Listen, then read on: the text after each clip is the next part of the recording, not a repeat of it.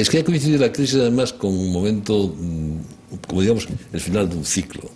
Porque yo pienso que desde los años 70 hasta nuestros días ha estado siempre ocupadísimo. Empezamos con las fragatas Baleares, después siguieron con las fragatas Santa María, después siguió el Príncipe de Asturias, después siguió las fragatas F100, después todos los grandes barcos que hemos construido ahí de apoyo logístico, el Cantabria, esto. Luego vinieron las fragatas noruegas, luego vienen las fragatas, los barcos australianos. O sea, ha sido un ciclo prácticamente de 30 y pico de años donde siempre se construía uno detrás de otro, una cosa detrás de otra. Y ahora realmente, desgraciadamente, ha coincidido, a lo mejor por la crisis, o quizá, porque en las cosas navales todo se hace con un tempus mucho más largo que no es un problema de 2 o 3 años, un problema de 5 o 6 años, desde que se empieza a pensar la idea hasta que se empieza a ejecutar. Ha coincidido la época de la crisis con un momento de falta de pedidos. Ahora, ¿cómo se consiguen esos pedidos? Pues eso tiene que ser toda España, pensar que esta industria naval nuestra es un orgullo para España, es positiva y para Ferrol es fundamental. Hombre, nos venían muy bien 5 o 6 fragatas de Arabia Saudita, por ejemplo. Entonces nuestros diplomáticos tienen que esmerarse. Exacto. Porque no cabe duda que la Bazán sigue estando muy bien posicionada y sigue siendo un astillero de referencia en el mundo. O sea, por eso te digo, a ver si nos cae algo de esto. Ahora, en las grandes cifras del Estado, pues a lo mejor estas cantidades son pequeñas. Aquí el problema es que hay que pensar que cuando un señor está ministro de Economía, maneja un país de 48 casi millones de habitantes y con una riqueza importante. Y los problemas particulares estos son quizá piezas pequeñitas, que muchas veces es difícil valorarlas. Si no hay una influencia desde aquí que le transmita allí la importancia aquí y las ventajas aquí y lujo, o sea, y lo que puede dar de jugo y de imagen. O sea, es un problema, como siempre, político administrativo. Y tú lo acabas de decir, si no hay alguien que aquí sea capaz de transmitir allí, entonces ahí está la labor que tendrían que tener los políticos de aquí, vivir más allí, precisamente para decir, oye, mira, nosotros somos capaces de hacer todo esto y mucho más, no os olvidéis de nosotros.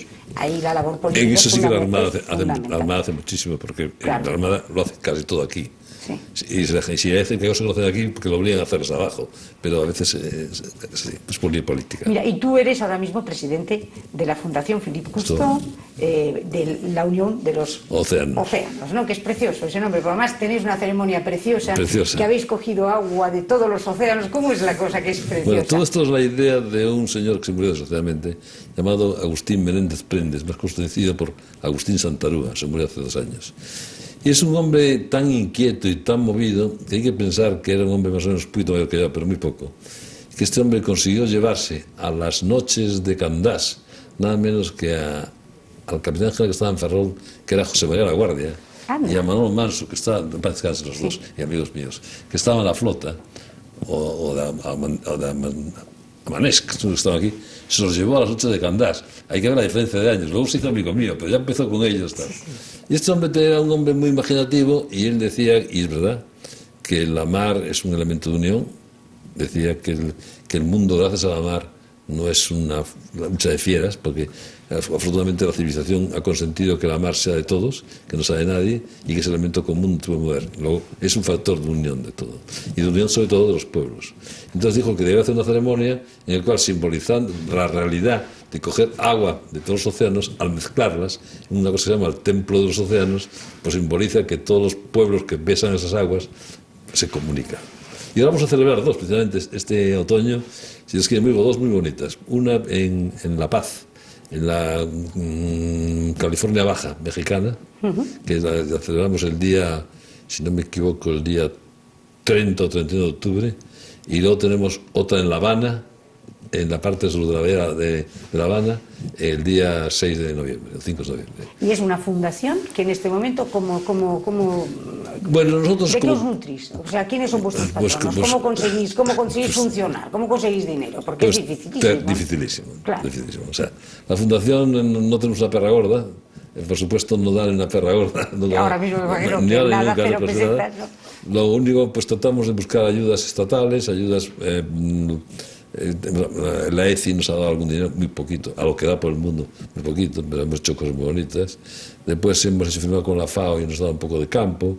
Estamos en contacto también con el mundo de la pesca y hemos tenido dinero no del Ministerio, entonces el Ministerio de Pesca, Agricultura y Alimentación, y vamos sacando donde podemos, perros por un lado, perros por otro. ¿Y estáis muy involucrados ahora en esto de las autopistas del mar, Gabriel? Estamos un poco involucrados, vamos a ver, porque yo me he vuelto el que me pongo un poco a estudiar todo esto. O sea, realmente hay que tener las ideas claras y que mucha gente no la tiene. Europa, y como ente, está pensando siempre en su desarrollo y en su futuro. Que aquí no nos damos cuenta, creemos que no, y Europa sí piensa. Y piensa con sentido de grandeza, y de hecho realmente tenemos que pensar que nuestras grandes autopistas, nuestras grandes obras, todas han venido de Europa. Entonces se ha creado una idea que se llama la European Network, Trans-European Network, que se llaman las TEN. Trans-European Network, redes que atraviesan Europa. Bien. ¿Y de qué son esas redes? Pues pueden ser red de energía, puede ser red de transporte, puede ser red de información. Ha creado redes para todo. Y ha creado una que se llama la TEN-T, que es Red Europea Transeuropea del Transporte. Ajá. Que a su vez con 3 apéndices, con 4 exactamente: marítimo, aéreo, terrestre y acustre, de ríos. Y hay mucho dinero.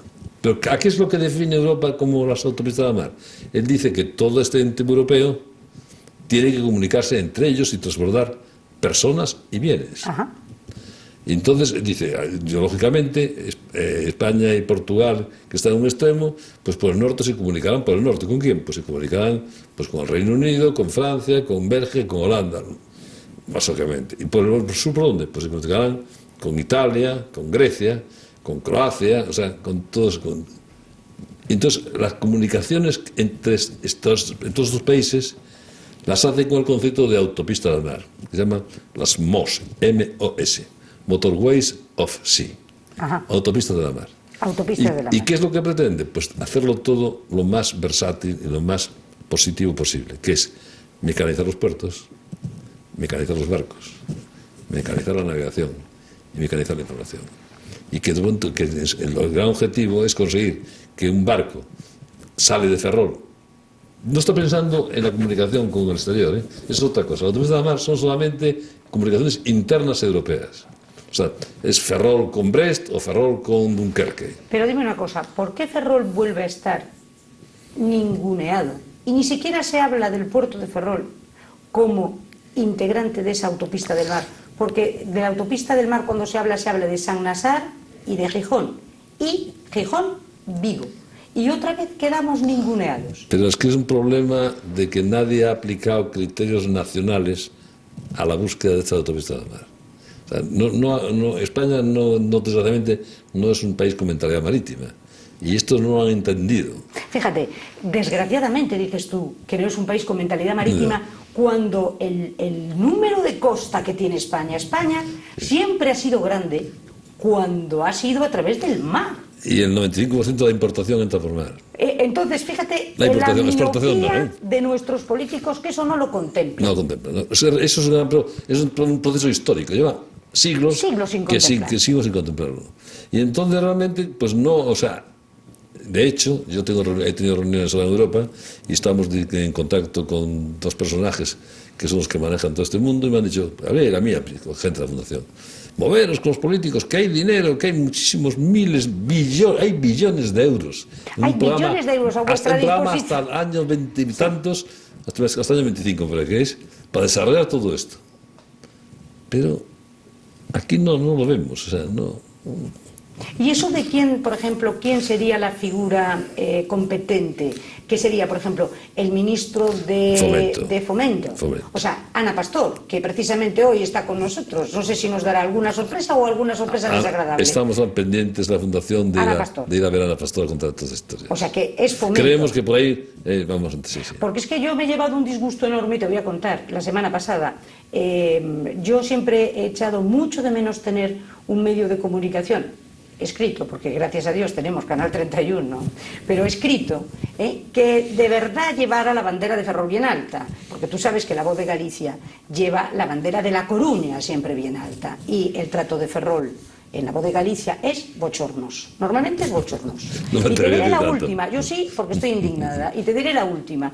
Se hace el otro día, tú sabes que aquí se ha votado el último artefacto fantástico australiano, sí, ¿verdad? el Canberra. Bien, pues como en aquel... El Canberra, como dice. Bien, pues como la semana pasada había que promocionar el puerto de La Coruña, yo insisto en que este programa nos están viendo en los cantones de La Coruña. Mando un beso fortísimo a toda la gente coruñesa, pero entenderán que mi corazoncito en este momento lo tengo aquí. Entonces, llevan ese artefacto al puerto de Langosteira para promocionar la salida del gran artefacto. O sea, ni a Ferrol ni nos mencionan. O sea, aquí eso pasó por casualidad. Ni siquiera se construyó en Labazán ni nada. Parece que todo se hizo en Langosteira. Y era una manera de poner bonito el puerto de Langosteira, al que le acaban de dar cientos de millones que a nosotros nos niegan sistemáticamente. Un puerto que nace contra natura porque no es el sitio más idóneo, y en comparación con el nuestro de Ferrol es que se queda pero bastante detrás. Y fíjate tú por dónde los grandes titulares es del puerto de Langosteira de La Coruña sale la maravillosa tal no sé qué, que la llevan a...